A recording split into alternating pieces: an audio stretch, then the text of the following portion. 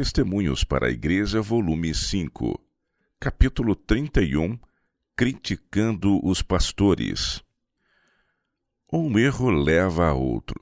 Nossos irmãos devem aprender a agir inteligentemente e não por impulso. Sentimento não deve ser o critério. Uma negligência de dever e uma condescendência com simpatias impróprias serão seguidas pela desatenção em apreciar devidamente aqueles que estão trabalhando para promover a causa de Deus. Jesus disse: "Eu vim em nome de meu Pai e não me aceitais. Se outro vier em seu próprio nome, a esse aceitareis." João capítulo 5, verso 43. Muitos não consideram a pregação como um meio apontado por Cristo para instruir seu povo e que, portanto, deve sempre ser altamente prezado.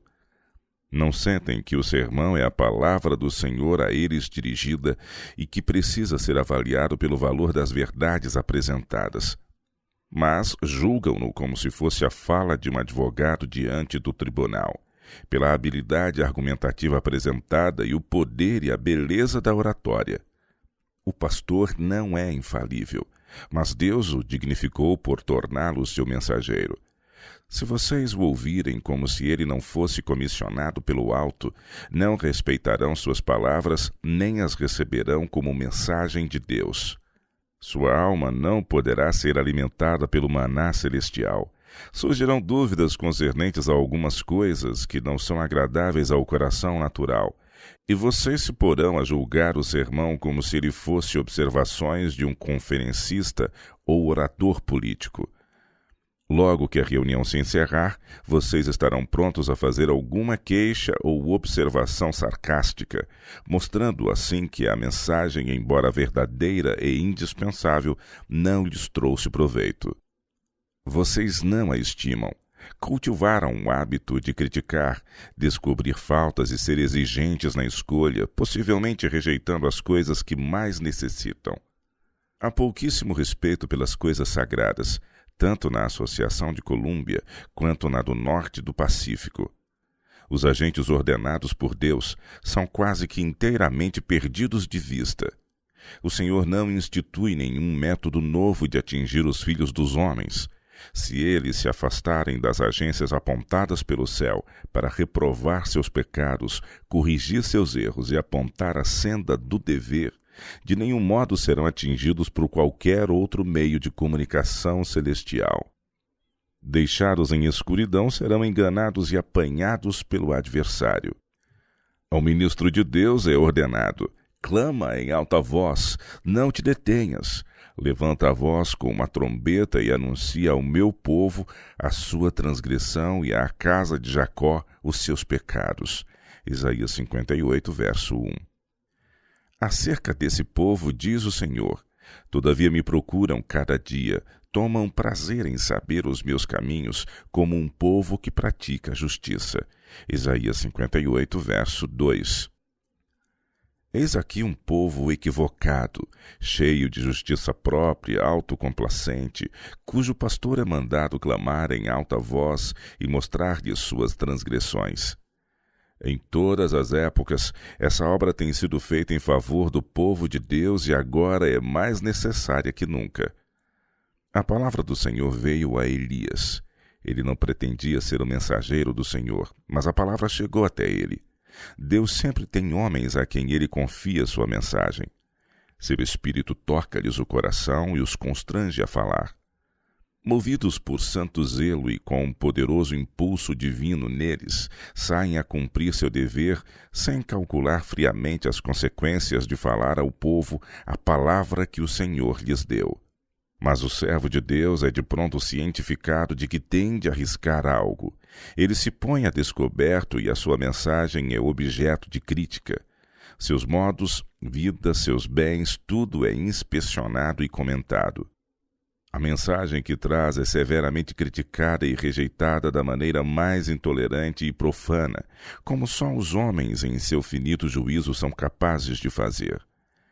Tem tal mensagem feito a obra que Deus lhe designou executar? Não, ela falhou marcadamente porque o coração dos homens não estava santificado. Se a face do pastor não for posta como seixo, se ele não possui fé indômita e coragem, se seu coração não está fortalecido pela constante comunhão com Deus, ele começará a moldar seu testemunho para agradar os corações e ouvidos não consagrados daqueles a quem se dirige. Esforçando-se para evitar as críticas às quais está exposto, separa-se de Deus e perde o senso do favor divino. Seu testemunho se torna insípido e sem vida. Ele acaba por perceber que sua coragem e fé se foram, e seus trabalhos se tornaram ineficazes.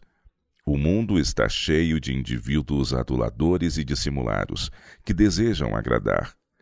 Mas os homens fiéis que não buscam os próprios interesses, os que amam denodadamente seus irmãos, a ponto de sofrer pelo pecado deles, esses são realmente poucos. É decidido o propósito de Satanás interromper toda a comunicação entre Deus e seu povo, para que possa aplicar seus enganosos enganos sem interferência de qualquer voz de admoestação para conscientizá-los do perigo. Se ele puder levar os homens a desconfiarem do mensageiro ou a eliminar a santidade da mensagem, sabe que o povo não se sentirá sob obrigação de dar ouvidos à palavra de Deus que lhes é dirigida. Então, quando a luz é tida como trevas, Satanás conseguiu seu objetivo. Nosso Deus é um Deus zeloso. Ele não se deixa escarnecer. Aquele que faz todas as coisas de acordo com os conselhos de sua vontade, decidiu colocar os homens sob variadas circunstâncias e ordenar-lhes deveres e práticas peculiares aos tempos em que estão vivendo e às condições sob as quais se acham. Se eles apreciarem a luz que lhes é dada, suas faculdades serão grandemente desenvolvidas e enobrecidas, e mais amplas visões da verdade lhes serão concedidas. Os mistérios eternos, e especialmente a maravilhosa graça de Deus, como manifestada no plano da redenção, serão desdobrados à sua mente. Coisas espirituais se discernem espiritualmente. Nunca devemos nos esquecer de que Cristo ensina através de seus servos. Pode haver conversões sem a ajuda da pregação. Onde quer que as pessoas estejam situadas de forma a estarem privadas de todos os meios da graça, são impressionadas pelo Espírito de Deus e convencidas da verdade através da leitura da palavra. Porém, o meio designado por Deus para salvar pessoas é pela loucura da pregação. 1 Coríntios capítulo 1, verso 21. Embora humanos e circundados por toda a fragilidade do mundo, os homens são os mensageiros de Deus. O querido Salvador é ofendido quando tão pouco é realizado pelos esforços de seus servos. Cada pastor que sai para a grande colheita deveria exaltar seu cargo e buscar não apenas levar os homens ao conhecimento da verdade, mas trabalhar como Paulo, admoestando a todo homem, e ensinando a todo homem em toda a sabedoria, para que apresentemos todo homem perfeito em Jesus Cristo. Colossenses 1:28. O homem deve ser visto e honrado apenas como embaixador de Deus. Honrar a criatura não é agradar a Deus. A mensagem que ele apresenta deve passar pelo teste da Bíblia. À lei e ao testemunho, se eles não falarem segundo esta palavra, nunca verão a alva. Isaías 8, verso 20. Mas a palavra do Senhor não pode ser ajuizada por padrões humanos. Será visto que aqueles cuja mente tem o molde do mundanismo, os que têm uma limitada experiência cristã e quase nada sabem das coisas de Deus, são justamente os que têm um mínimo respeito para com os servos do Senhor e a menor reverência para com a mensagem que ele ordenou levar-lhes. Eles ouvem um sermão penetrante e vão para os seus lares preparados para fazer julgamentos sobre ele. Assim desaparece a impressão de sua mente, como o orvalho da manhã sob a luz solar. Se o sermão for de caráter emocional, afetará os sentimentos, mas não o coração e a consciência. Tais pregações não resultam em bem permanente, mas com frequência conquistam o coração do povo e atraem sua afeição para o homem que lhes agrada. Eles se esquecem que Deus disse: afastai-vos, pois, do homem cujo fôlego está no seu nariz. Isaías 2, verso 22. Jesus espera com ardente desejo poder apresentar perante seu povo a glória que lhe assistirá à segunda vinda e levá-los à contemplação das paisagens de felicidade. Há maravilhas a ser reveladas. Mesmo uma longa vida de oração e pesquisa deixarão muito ainda a ser explorado e explicado. Mas aquilo que não sabemos agora será revelado depois. A obra de instrução que se iniciou aqui prosseguirá por toda a eternidade. O Cordeiro, enquanto conduz a multidão dos remidos à fonte de águas vivas, comunicará os ricos tesouros do conhecimento. Ele deslindará os mistérios das obras e providências de Deus que nunca antes foram entendidos. Nunca podemos descobrir a Deus pela pesquisa. Ele não revela seus planos a mentes curiosas e inquisitivas. Precisamos não tentar erguer com mão presunçosa a cortina com a qual ele protege sua majestade. Exclama o apóstolo: quão insondáveis são os seus juízos e quão inescrutáveis os seus caminhos. Romanos 11, verso 33.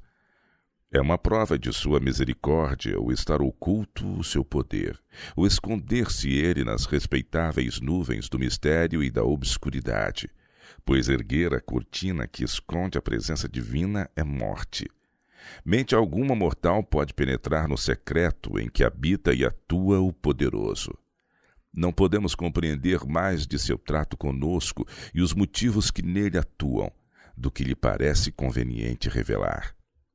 Tudo ele ordena em justiça, e não temos de ficar insatisfeitos e desconfiados, mas inclinar-nos em reverente submissão. Ele nos revelará de seus desígnios quando for para nosso bem. E para além disso, devemos confiar na mão que é onipotente, no coração cheio de amor.